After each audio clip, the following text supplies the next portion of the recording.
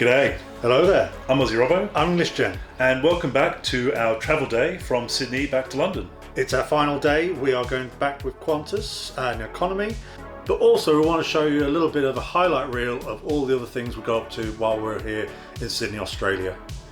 These weren't necessarily full days, but just stuff we did on the side that we kind of compacted into a montage of highlights. And I can tell you, it was a hell of a lot of fun. So one of the places we did discover to eat with friends was 25 Martin's Place. Yeah, so this is in the CBD and it was literally around the corner from where we would get off the train every day, Martin's Place, and wow, what a plethora of choices. It actually took us ages. This is where Justin, our friend who we were staying with, this is where he works near regularly, so he was quite well versed.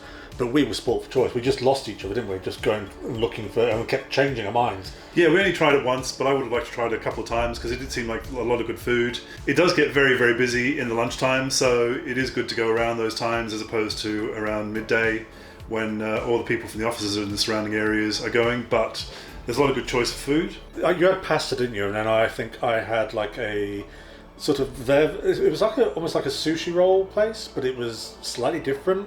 And you could pick and choose different flavours and fillings.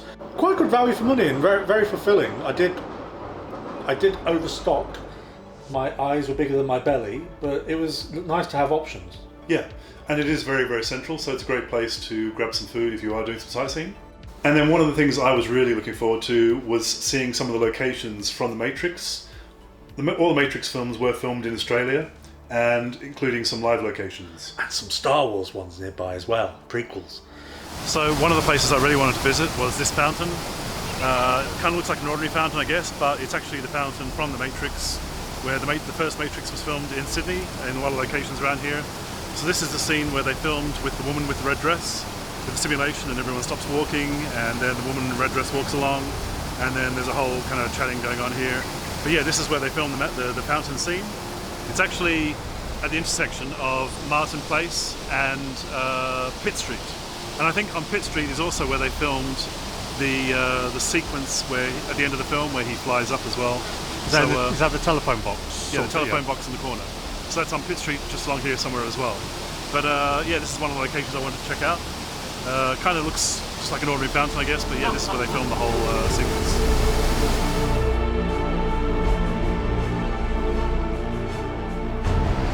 So Darren, where are we? I have no idea, tell me. Another filming location. So at the end of The Matrix, there's a scene where Neo goes into the phone booth and he basically says something on the phone, I can't remember what he says, and then he flies up into the air. So this is the street corner apparently where that was filmed, on the corner of Hunter and Pitt Street. Yes, there is actually a phone booth here now, not one that you can walk into. It's a Telstra phone booth, but yeah, this is the location apparently where they filmed that scene. So interestingly, while we're looking up the location of the phone booth, there's like 3 shots from Matrix, and then is it Matrix Revolutions? Or is it Resolutions? It's the one Matrix where Mr. Smith fights him. Matrix Revolutions, Matrix Reloaded is the second one. Matrix Reloaded is the second one. And then Revolutions is the final one. And it's the one where he's having the big street battle with the Smiths. It looks, where the water explodes, where it literally is like a ball, like a power ball of water. And it looks like it's in front of this building here, and I can't work out. There's a Reddit about it. There's so much information, but if you know, comment down below, because I'd be interested to know if this was the building where the big ball of water, like rainwater. It does actually make sense that it would be, because the Wachowskis like to repeat things. So in the first film, it starts in the heart of the city, and the film ends in the heart of the city as well, when Neo gets shot and then comes back to life. So it kind of makes sense that if he flies away from here at the end of that film, they might have wanted to come back here for another location for the final battle of the final film. Who knows? One restaurant we did get taken to while we were in Sydney on Bondi Beach was the Tratt.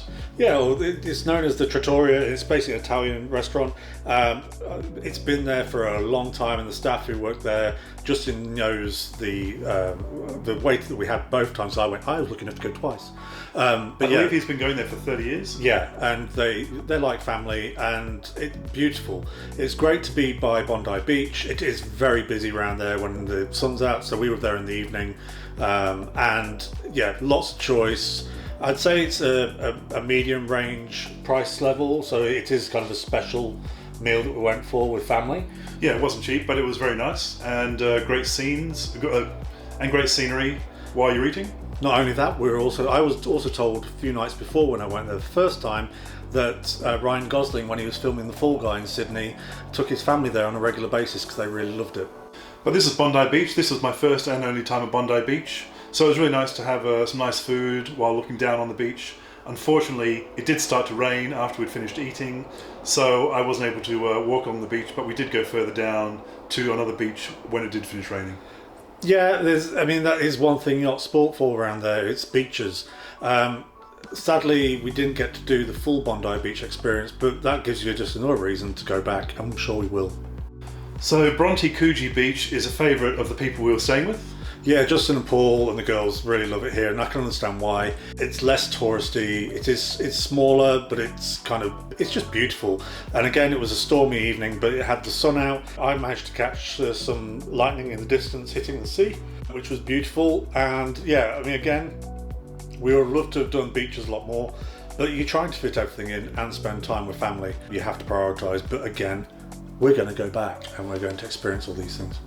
There is also a great walk that goes between Bondi and this beach as well, a very scenic walk. Yeah, that's something that we did regret not doing this trip because we had been thinking about it even before going, but that's definitely on the bucket list for next time. And we did come back to this beach on another day, which we'll show you when it was the afternoon and a lot hotter, and we did go swimming in the water. Yeah, we made the most of that seawater and the nice cool water. So another place we did try for lunch was a little place called Ruby's Diner. This is in the Waverley area, and you'll find places like this dotted all over the place. Sydney's very hip and happening, and this is definitely a hipster kind of little spot. And it's also really healthy as well. They had loads of real healthy options. Yeah, unlike the UK, there aren't a huge amount of chain restaurants. This is more kind of independent. And it was only 5 minutes drive from Bondi Junction where we were staying. And it's definitely about flavour. So if you're in Sydney and the surrounding areas, take that risk, try a healthy place, because you will find there's some really beautiful flavours they have. And of course we did have avocado toast, as we were trying as many as possible while we were in Australia. And that will continue. And then after Ruby's Diner, we did drive into the city. We walked down Oxford Street, so we had a little walk down Oxford Street before the Pride Parade a couple of days later. Yeah, so this was, we probably mentioned it before, but this was Mardi Gras period in Sydney. So everything's getting amped up for the Mardi Gras. And it would be rude not to go down sort of the Oxford Street area of Sydney and see sort of like the gay sort of iconic sort of places that we've seen on film and TV for years. In the park, we did come across the Anzac Memorial. It was built to honour the servicemen who fought in World War I. Yeah, and it's also, it's both like haunting but beautiful. I've never seen a memorial like it, and could have spent a lot longer there, to be honest. Then we got some lunch in town. There's Westfields everywhere. I mean, I think we counted 3 in Sydney, and this was the main one in the CBD.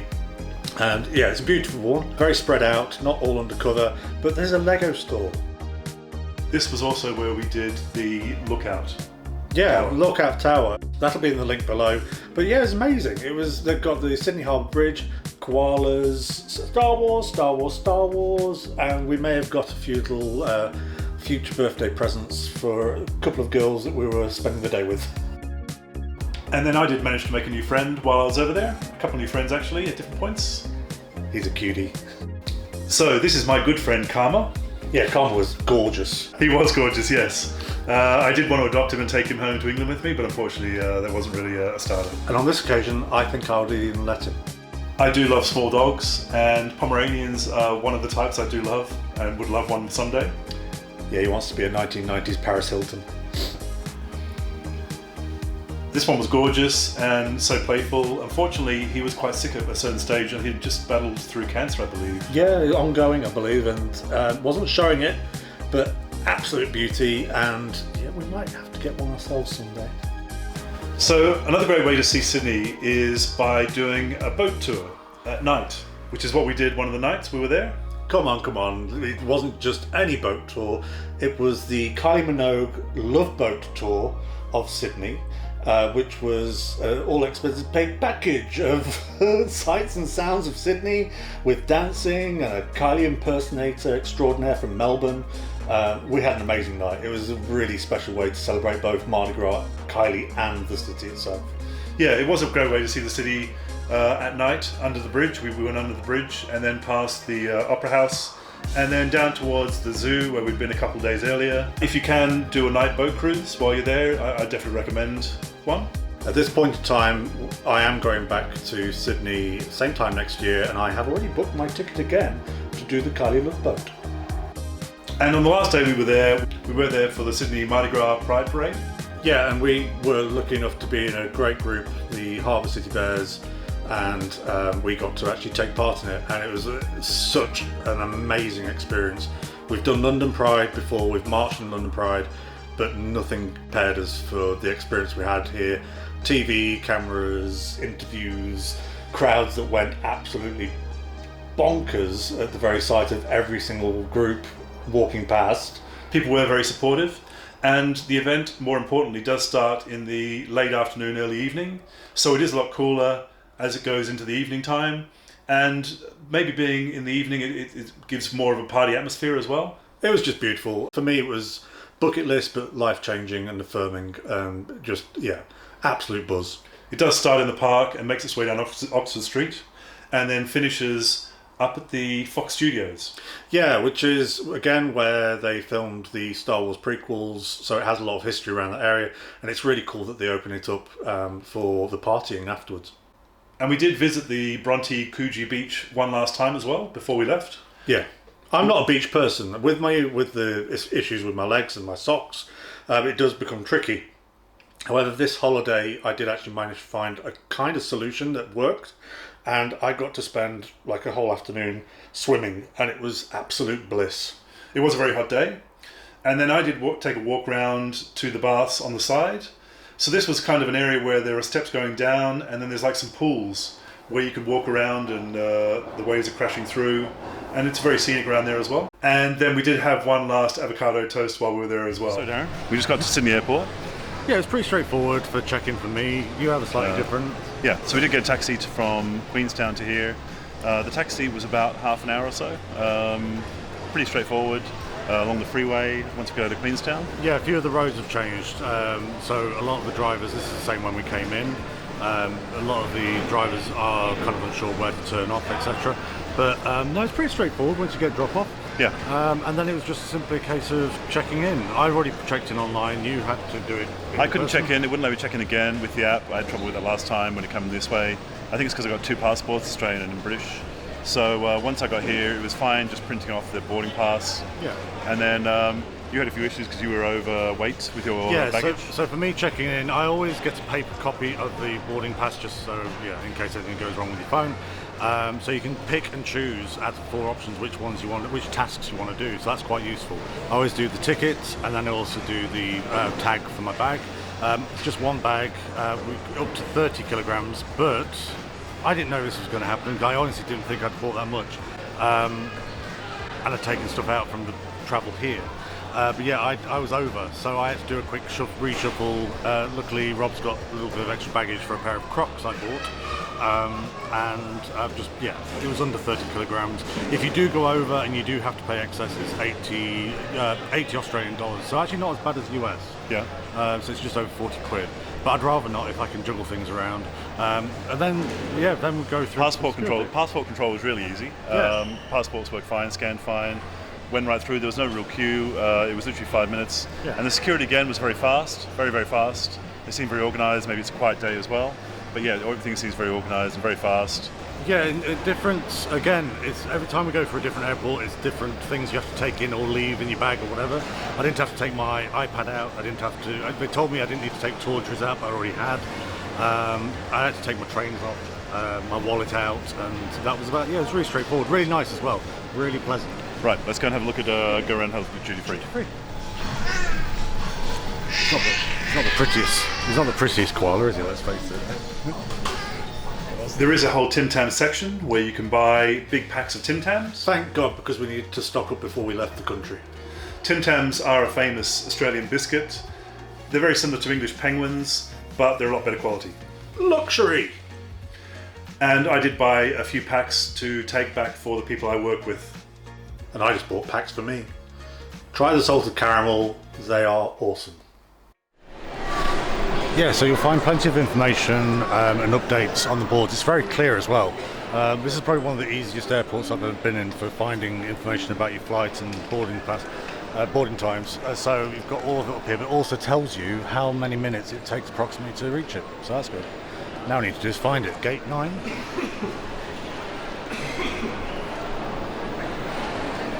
So on this trip more than ever before, I've learnt the luxury that is changing clothing. So I've changed into my lounge trousers. I've already got, I wear permanent compression socks, so I don't need to do that. I changed into my Crocs, so my feet have got a chance to breathe. And then we also have things like ginger chews, which are like a sweet that you just take and it helps settle your stomach. Refilled water bottle with fresh water, so I don't have to rely on the tap water in the plane because that's disgusting. So I'm all set to go. I've swapped things in my bags. You get a personal item bag that you can have down by your feet, and then the packing above you as well. So I'm good to go. We've noticed on Quantas as well that there's a lot of people get like sort of express premium, I guess it's frequent flyer kind of added bonuses. So when it comes to like them announcing the seating, boarding, there's a lot of people like straight away. So yeah, that's interesting to see. Maybe more trips we take, more likely we are to get onto that. So we're going to be on the QF1, QF2 services from Sydney to Singapore and Singapore to London. These will be on Qantas Airbus A380-800, which is used on these services. And we're in economy. I was happy with economy coming here. To give you an idea of what space you've got, the seat pitch for the standard economy is around 30 to 31 inches, and then the width of the seats is around 18 inches. I found it to be generous enough compared to other flights we're taking, like overseas over the Atlantic. So the plane boarded on time, and we left in the early afternoon. Yeah, we actually had a really good start to this trip. We were pleasantly surprised. It was the late afternoon, so we were kind of ready for just to sit down and a bit of a rest. So we were quite relaxed. Darren got the window seat, I got the middle seat, and there was a nice lady who was sitting on my right who had the aisle seat. It was an approximate 7-hour to 8-hour flight to Singapore. Yeah, it's usually between 7 and 8 hours if you're going from Singapore to Sydney to Singapore. And we did get snacks served pretty early on once we were in the air. Yeah, they were pretty on top of all that, I found. So, like, again, good start. So we got served one main meal. I had the beef bourguignon with bacon and mashed potato. I went for the Kung Pao chicken. I thought you can't really go wrong with chicken. So, yeah, it was typical, what you'd expect. I do like the fact that they serve it on these kind of non-slip trays, which means it's not going to go everywhere. The trays were fairly compact, and they did serve it with the bread again, without any butter. It's kind of like a garlic bread style focaccia. Yeah. The meal wasn't too bad. It was fairly enjoyable for an economy flight meal. Yeah. And again, just like my flights from the UK to Australia, they did have a little snack section at the back. They always seem to come out differently each time I go down there and take a look, but they did have a snack section there. Yeah, this is a galley. For whatever reason, I think because I was always next to the window, both going on my own and then coming back with Rob, I just didn't get up and go down there. And I wish I had, because I probably would have had more opportunities to sort of stock up on, well, not only Tim Tams, but like water as well and drinks. And then they did serve a snack before we touched down in Singapore, so it was like a little puff. Oi, who are you calling a puff? It was a nice puff pastry, kind of chicken, like a pasty really, wasn't it? Yeah, wasn't too spicy, so that was good. And then we did touch down in Singapore in the evening. So Darren, we are stopped at Singapore airport at the moment. Yeah, so as most of you who've done these long haul flights know, there usually is a stop off. This we decided both ways, both coming and going, to do through Singapore, and essentially we stay on the same plane. So we get off the plane at Singapore. You have to take all your bags, all your items that you've taken on as carry-on. And you simply leave the plane and then you're waiting for the departure as you would at any airport. One thing I would say to remember is, apart from taking all your belongings, make sure you've got everything, is make a note that you need to be back a little bit early. You can't just expect to just rock onto the plane. There will be like a queue for security, and it can sometimes take a while to get processed through, because you have to go through a whole bag check again to get back onto the plane. You also can't take water through once you're going through security. However, if you have got a refill bottle like we have, you can actually empty that out, and when you get back past security, just before you get on the plane, there is actually a... Sorry. Just before you get back on the plane after security, there is actually a water fountain. There's a couple of water fountains there, so you can refill your, if you've got like one of those where you squash it up into a little ball, or you've got like just simply plastic canister or whatever. So that is quite useful to know, because I got a little bit panicky last time. I'm on the Wi-Fi, and the Wi-Fi is working fine. I didn't need to register or put an email in. It just let me connect straight away, and then the internet works. That's good. Oh, I might download some TV then while we're at it. But yeah, there's loads of things you can do here. Like basically, the retail is awesome. It's quite spread out, but it is awesome. Everything you can think of, all in dollars, but we don't know whether it's Australian dollars or American dollars. No, it's Singapore dollars. Is what I've gathered. Oh, okay. So yeah, there's plenty of choice, both food and retail, and also just a good chance to spread your leg. But also a good chance to sort of stretch your legs after what, a 7-hour flight, was it? Yeah. 7-ish hour flight, which actually the flight was quite rocky on and off. Yeah, also one of my ears hasn't popped, so I might be talking louder than I normally should. No, you're all right. Up to now it's been a good sort of, we've had a bit of sleep each. You've had a little bit of a kip, haven't you? I was falling asleep when the plane was taking off, so I couldn't, I don't know why, but the plane was putting me to sleep when it was taking off. I think I may have had a couple of hours, so fingers crossed. Before we get back on, we're going to freshen up. I'm going to moisturise, refill the bottle once we get past security. What I use is a body wipe, so it gives you, basically you give yourself like a bed bath before you get back, and it does freshen you up. It does work, and it's well worth it, as well as moisturising as well, because your skin's going to dry up a lot on these things. So we were in the same seats that we flew from Australia to Singapore in? Yeah, you are going to find with different services you'll be able to do this. With the Quantas, you'll be able to do like continuous same seat going if it's on the QF1, QF2. There are other airlines that you have to sort of pick separately. So this one, it's quite nice to, even though you have to take all your stuff off and bring it back on again, it is quite nice to just sort of sit back in the original seat kind of thing and know where you are. And because it was the evening, they did serve the meal fairly promptly after we'd taken off. So unlike the first one I had, mine was a bit tasteless and a bit mushy and a bit meh. Also, the service wasn't great. It took ages for us to get them, and then once we got them, it took ages for them to actually clear it up as well, if I remember correctly. So the service on this particular flight was not great. From what I'd heard about Qantas in the past, it didn't have the greatest reputation. This flight certainly lived up to that reputation. The flight attendants that we had in our sections were generally not interested in engaging with the people, and spent more time talking between themselves when they were kind of passing out the food than they did engaging with the customers who were in the flying. Yeah, it was really noticeable on this trip, and that was a sad thing. It was, for me personally, on my trips, on all the planes I'd taken, I'd had a really good experience with the staff. Even when other things weren't going right, the staff were great. On this one, it really did show that they were not kind of, it felt like they didn't care, and it wasn't like, they were tired, because they were literally, you could see them from your seat all chatting in groups. On the flight, I did watch a show called Shogun, which is on Disney+. Definitely recommended if you want a good program to watch. I watch my usual cartoons and Star Wars. And then for the second meal, so this is a 13-hour flight, so you do get 2 meals, and the second one was breakfast, which we got close to when arriving in London. Yeah, this one, I felt like it was almost given too late, like it felt rushed. It was a cooked breakfast, so there was eggs, sausage, tomatoes, yogurt. Yeah, you've got the full English, their version of the full English. I wasn't into it at all. The eggs were really watery.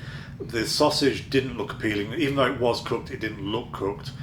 For the first flight between Sydney and Singapore, the meals were fairly good, but on this leg of the flight, we did find the meals fairly disappointing. We know it's economy, so the meals aren't going to be the greatest, but they still weren't particularly great. And that on top of the service, it kind of just dragged down the experience. And then we did arrive in London on a early Monday morning, around 6 o'clock. Yeah, it was prompt. We got off the flight pretty quickly. And then we get to the immigration section at Heathrow. We always seem to have problems in immigration, and this time was no different. At Heathrow, that is. We did try to go through the automated passport terminal sections. Yeah, the biometric. For the last few years, we've had nothing but issues with biometric. For some reason at Heathrow, we always have issues. We have that sinking feeling. Even if we're right at the front of the queue, we get to the biometric sort of gate section, the automated bit, and it never works. You're never going to get an explanation. You looked into it a bit more. Well, the guy who was dealing with me did hand me a pamphlet, which I'll show you now, which is where you can contact the consulate, I guess you call them, and then they will endeavour to give you some sort of explanation. But I did read an article in The Guardian, I believe it might have been another paper, that did examine this phenomenon about the fact that so many passports do not work going through them automated here. But it's so strange because they work when you go through the automated places in America or in Australia, so I don't understand why the UK is so bad. But what I have been told is that they won't give you an explanation as to why what doesn't work. Which makes you even more frustrated because it's just kind of like, what's the big secret? There's something going on. There's some reason why this keeps happening. But after passport, we did get our bags fairly easily, and then we made our way to the Elizabeth line. Yeah, the great thing about where we live in London now is it's quite easy to get to and from Heathrow via the Elizabeth line. If you've seen us on our travel days more recently, especially with Australia and the upcoming series to America, the Elizabeth line is a godsend for us because we live sort of in between central London and Stratford, and that's perfect spacing for catching the service straight to Heathrow. But I guess the big question is, did you enjoy your time in Australia? Yes, big time yes. It lived up to all expectations. Sydney is an amazing city. As soon as I touched down, even on the first day, I was driven around by our best friends in the car just to see what a Saturday morning was like in and around Sydney, and I was floored. It was such a great atmosphere, such a great sort of sense of community. I was completely smitten. I don't know about you. What about you? It was my first time in Sydney, even though I grew up in Australia. I'd never been to Sydney. I was surprised how much I liked the city. It's a very nice looking city. It's a lot bigger than I expected. A lot of the life revolves around the harbour. Sydney Harbour is essentially the hub, but also what was screamingly obvious is how active and fit people are there. There's like a general sort of vibe of fitness and health, and that was quite beautiful to see, but also quite intimidating. And on that note, we are going to be launching our new series next week.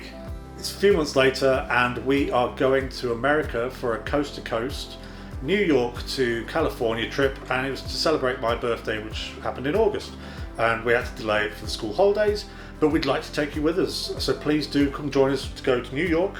We're going to be going to Disneyland California in Anaheim, and also Universal and some other surprises. So if you'd like to see this, please don't forget to like and subscribe. Please let us know down below if you've ever taken the Quantas QF1, QF2 and you've had any issues, especially when it comes to Heathrow security and migration.